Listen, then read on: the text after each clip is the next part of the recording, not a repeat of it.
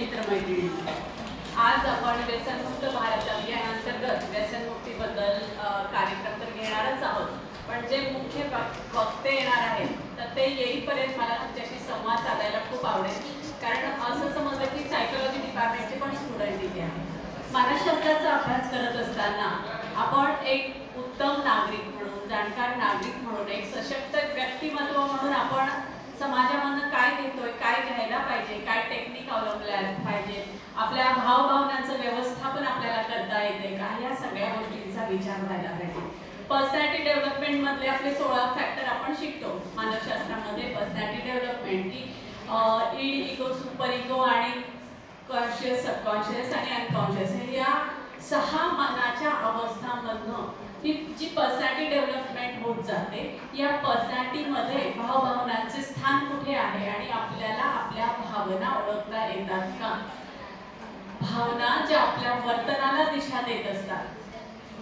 आपलं वर्तन कसं असावं, काय केलं पाहिजे, कारण मेंदूकडनं सूचना येतात आणि त्यानुसार कृती घडत जाते. तर ही कृती घडण्याआधी जे मनात विचार येतात ते विचार सारासार आहेत का नाही हे तपासण्यासाठी मी आता जो मला वेळ दिला गेलाय त्या वेळेमध्ये तुम्हाला एक गोष्ट सांगणार आहे. या गोष्टीवर आपण सगळ्यांनी विचार करायचा आहे आणि गोष्ट संपल्यानंतर जी 2 प्रश्न विचारणार आहे त्या 2 प्रश्नांची उत्तरं प्रामाणिकपणे सगळ्यांनी द्यायची. गोष्टीला सुरुवात करते. गोष्ट अशी आहे, फार वर्षापूर्वीची गोष्ट. त्या वर्षी गावात दुष्काळ पडला होता. नव्याने संसार सुरू केलेलं ते जोडपं, तो तिला म्हणाला की आपल्याला गाव सोडावं लागेल.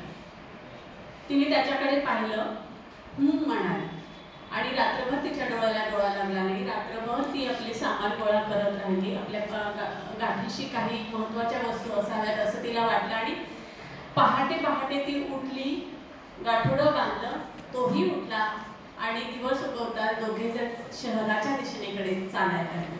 तो पुढे ती मागे, तो पुढे ती मागे, तो पुढे ती मागे. बरंच अंतर चालू गेल्यानंतर ती त्याला म्हणाली की माझा जीव कासावीस होतोय. कारण ती 2 महिन्याची गर्भवती असते. नुकतंच लग्न झालेलं 2 महिन्याची गर्भवती स्त्री आणि ते गाव सोडून, दुष्काळ पडला म्हणून गाव सोडून शहराकडे निघालेले असतात. ती त्याला म्हणते की मला तहान लागली, मला कासावीस होत आहे. त्याने फक्त मागे वळून पाहिलं आणि तो म्हणाला चल. आणि परत ती दोघं अंतर मजल करत चालायला लागतात. बराच अंतर चालू केल्यानंतर तिला आता सहशक्तीच्या बाहेर जातं आणि ती म्हणते की मला तहान लागली. तो फक्त मागे वळून बघतो आणि त्याच्या डोळ्यात अशी भाव असतात की तुला समजतंय का आपल्याला किती मोठं अंतर पार करायचं आहे, तू पाण्यासाठी हट्ट काय करते. आणि कुठलाही संवाद त्याच्यामध्ये होत नाही. नजरांची भाषा त्याच्यामध्ये चालू असते आणि तो पुढे चालायला लागतो, ती मागे चालायला लागते.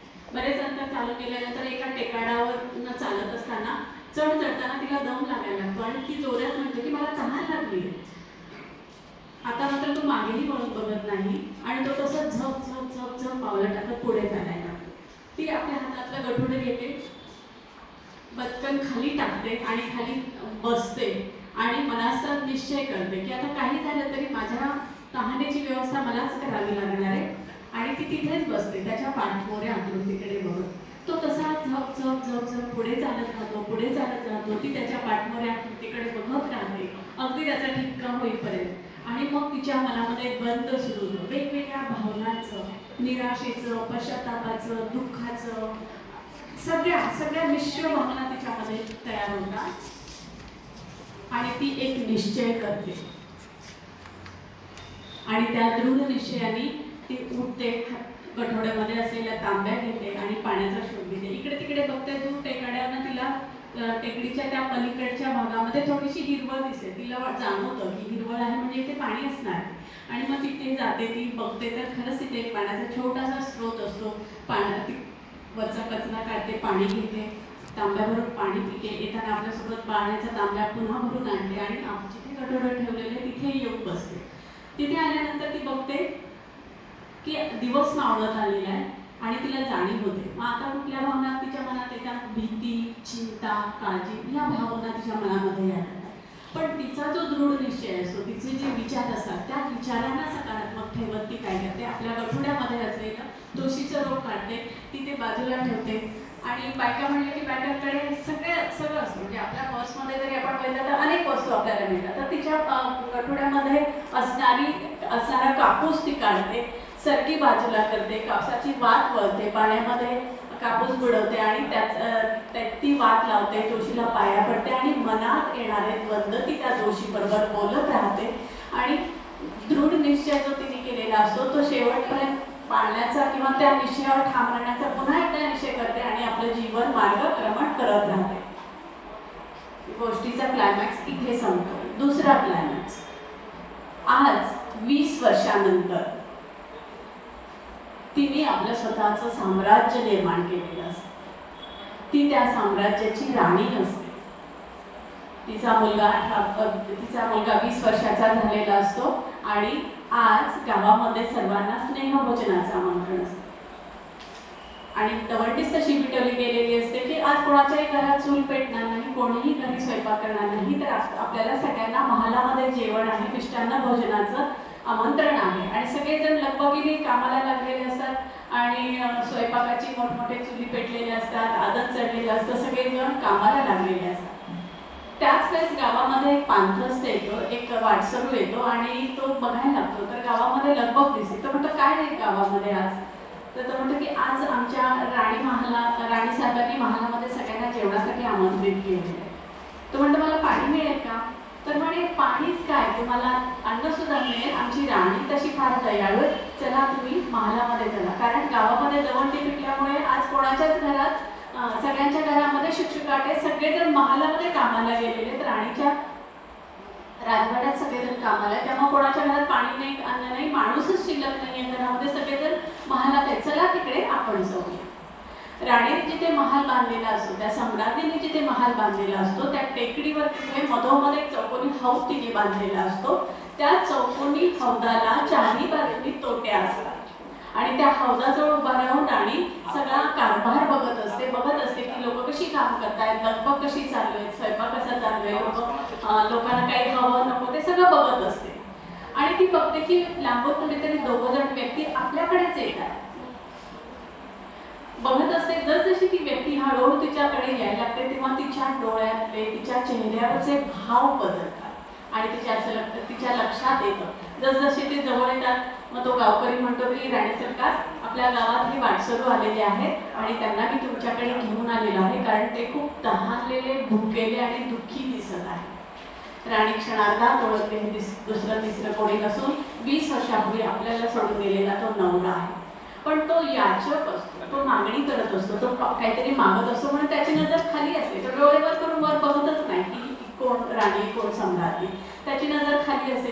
तो म्हणतो राणी सरकार, मी तहानलेला आहे, मला पाणी हवं आहे. राणी त्या हौदावर चढते ज्याच्यामध्ये पिण्याचं पाणी ठेवलेलं असतं, ज्याला तोट्या असतात. त्या हौदाच्या पाण्यामध्ये पाय सोडते, पाणी ढवळते आणि त्याला म्हणते पी पाणी.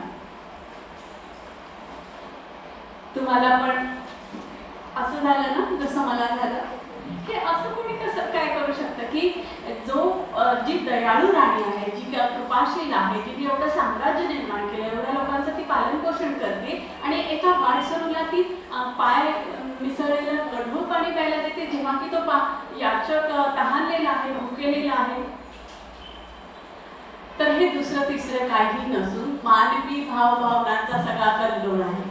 गोष्ट सांगण्यामागचा हेतू हा आहे की प्रत्येकाला दुःख होतं, प्रत्येकाला यातना होतात, प्रत्येकाच्या मनात बदल्याची भावना असते. तिने ओळखलेलं असतं ना हा वाटसरू आलेला आहे आणि तो कोण आहे, तर तिच्या मनात ज्या दबलेल्या, सप्रेस झालेल्या ज्या भावना असतात त्या उचलून आल्या आणि त्यामुळे तिने ही कृती केली. म्हणजे आपल्या कृती करण्यामागे काय आहे, भावभावना आहे. तर जे 2 प्रश्न आता मी तुम्हाला विचारणार आहे त्यातला पहिला प्रश्न मला तुम्ही उत्तर सांगा की ती राणी सम्राज्ञी कशी बनली असेल?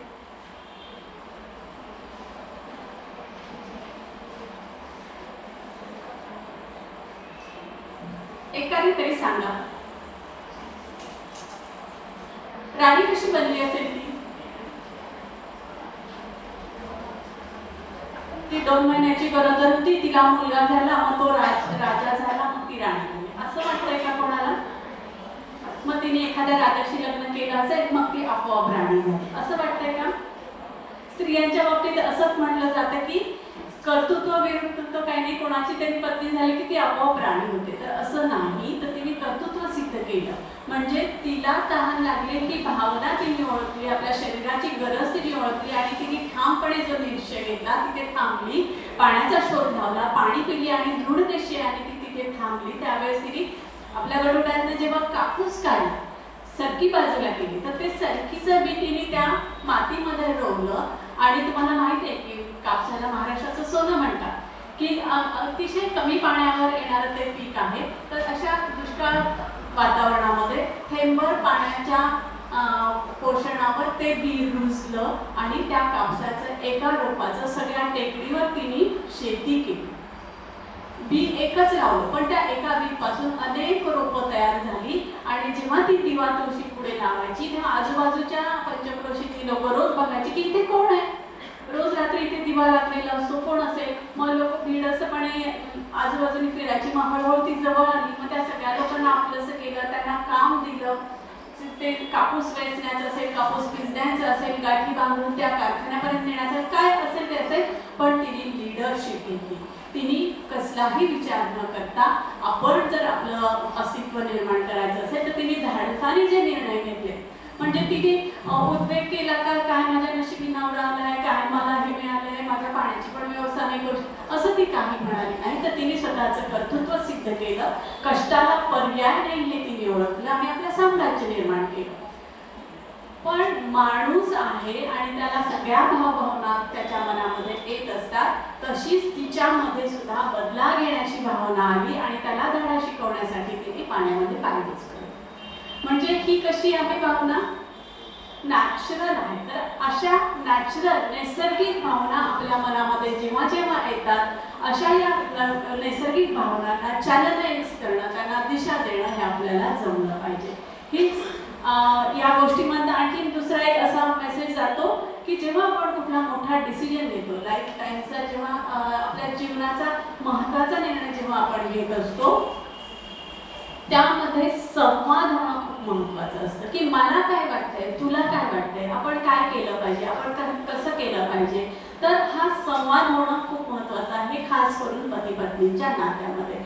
आपले रिलेशन डेव्हलप व्हावे असं जर वाटत असेल, आपल्या नातेसंबंधामध्ये सुदृढता यावी असं वाटत असेल, तर तिथे संवाद खूप महत्त्वाचे असतात. आपण खूप वेळ संवाद न करता गृहीत धरतो समोरच्या, की त्यांनी असं केलं पाहिजे, त्याने तसं केलं पाहिजे, किंवा माझी त्याच्याकडनं अशी अपेक्षा आहे, किंवा कुठल्याही नात्यामधनं आपण अपेक्षा करतो. पण मला सध्या या क्षणी काय वाटते, माझी भावना मला आता काय सुचवते, याबद्दल आपण कधीच चर्चा करत नाही. जेव्हा वाद होतात त्यावेळेस आपण सांगितलं पाहिजे की मला तुझी ही कृती आवडली नाही, किंवा मला तुझ्या या गोष्टीचा बद्दल राग येतो, मला त्या गोष्टी आवडत नाही, आणि त्याबद्दल आपण चर्चा केली पाहिजे. पण आपण कधी कधी ना इतके प्रिज्युडाइज असतो, इतके अझम्पशन करून घेतो की मी असं म्हणलं तर तो असं म्हणेल, किंवा मी असं वागले तर ते असे कर. असं न करता माझी आत्ताची भावना काय आहे, किंवा आपण स्पष्टपणे सांगितलं पाहिजे की माझ्या मनामध्ये आज चिडचिड आहे, माझ्या मनामध्ये राग आहे, तर प्लीज आपण एक 10 मिनिटांनी डिस्कस करूया का, मला तुझ्याशी या विषयावर बोलायचं आहे. तशा पद्धतीने आपल्या भावना आपल्याला जर आधी ओळखता आल्या, स्वतःच्या भावनांचं व्यवस्थापन आपल्याला करता आलं, तर आपले कितीतरी नातेसंबंध हे टिकतील आणि ते बहरत जातील असं मला वाटतं. गोष्ट ही गोष्ट आहे, काल्पनिक गोष्ट आहे, त्याच्यामध्ये काल्पनिकता भरलेली आहे. सांगण्याचा उद्देश हाच आहे की आपल्या भावभावनांचं व्यवस्थापन आपल्याला करता आलं पाहिजे, आपल्या मनस्थितीबद्दल आपल्याला माहिती असलं पाहिजे, अवेअर असलं पाहिजे.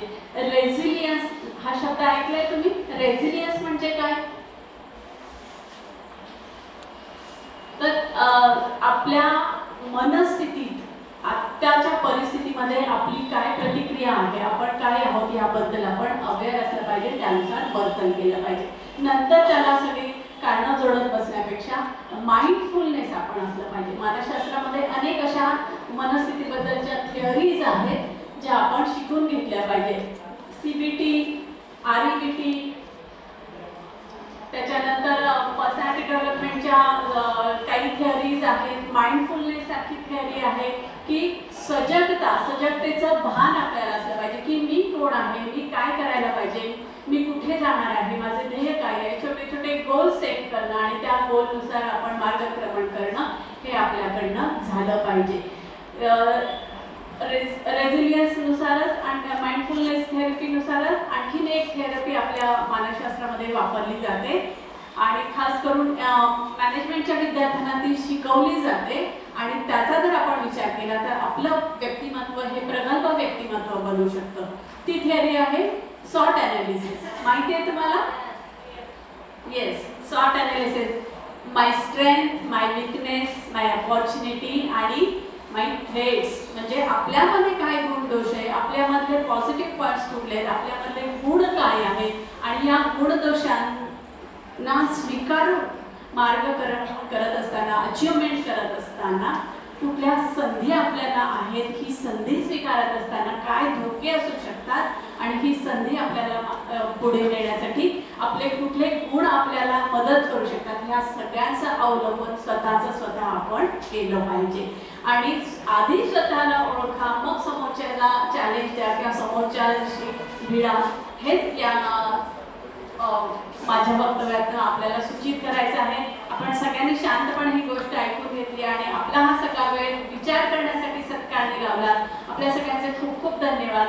मला वाटतं की प्रमुख पाहुणे आलेलेच आहेत. आपण कार्यक्रमाची सुरुवात लगेचच करूया.